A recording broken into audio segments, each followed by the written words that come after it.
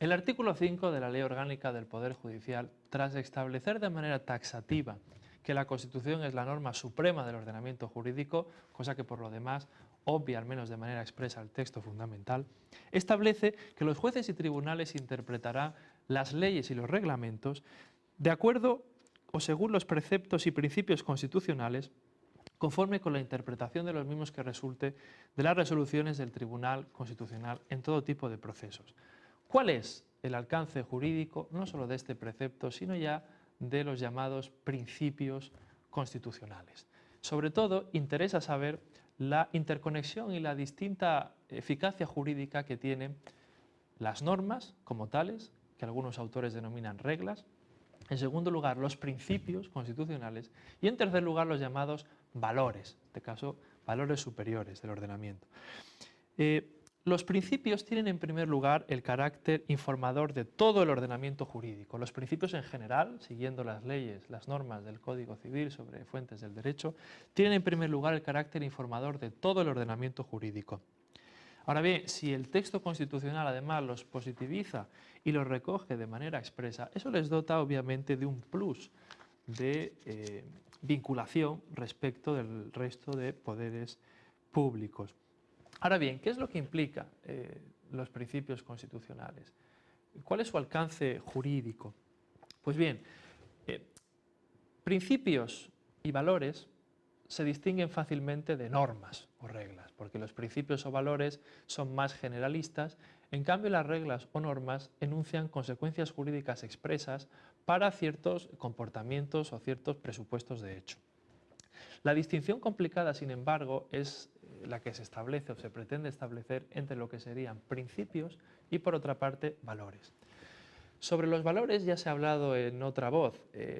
Los principios constitucionales tendrían en este sentido una eficacia jurídica superior a la de los valores. Así, los valores informan al resto de poderes públicos, los jueces no pueden descansar únicamente en sus resoluciones en los valores para establecer sus sentencias y luego es el Poder Legislativo el que concretará cuál es el alcance de los valores.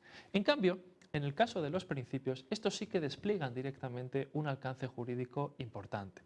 En este sentido, los jueces y tribunales sí que pueden aplicar, en defecto de una norma más específica, cosa extraña, pero sí que pueden hacer descansar sus resoluciones específicamente en los principios constitucionales. Y por otra parte, el legislador tiene además que respetar estos principios en el sentido de que no cabría aprobar nunca una norma que fuera una ley en el Parlamento que fuera en contra de estos principios constitucionales. Se establece, por tanto, una diferente escala o gradación entre los llamados valores, en primer lugar, serían los de una eficacia jurídica más atenuada, en segundo lugar, los llamados principios constitucionales y, en tercer lugar, lo que serían ya las normas positivizadas.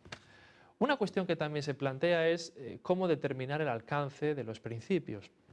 Lo importante es conectar siempre los principios con el resto del texto constitucional, deducir el alcance que tienen los principios como parte del texto constitucional y no, en ningún caso, utilizar la siguiente técnica, extraer los principios del texto constitucional, interpretarlos conforme a unos criterios más naturalistas, por ejemplo, o utilizando otras normas de interpretación al margen de la Constitución, y luego pretender interpretar la Constitución a la luz de ese contenido que se ha pretendido dar. Lo que se quiere decir es que los principios forman parte integrante de la Constitución, gozan, por tanto, de la superioridad jerárquica que la Constitución les imprime y no cabe en ningún caso interpretarlos al margen de este texto. ¿Cuáles serían, en último lugar, los principios constitucionales? Pues son en esencia los que están recogidos en el artículo 9.3. Jerarquía normativa, la interdicción de la arbitrariedad de los poderes públicos, el principio también de competencia, por qué no decirlo, la publicidad de las normas y un pequeño etcétera circunscrito esencialmente al artículo 9.3, que es, por cierto, donde se recogen los principios básicos del Estado de Derecho.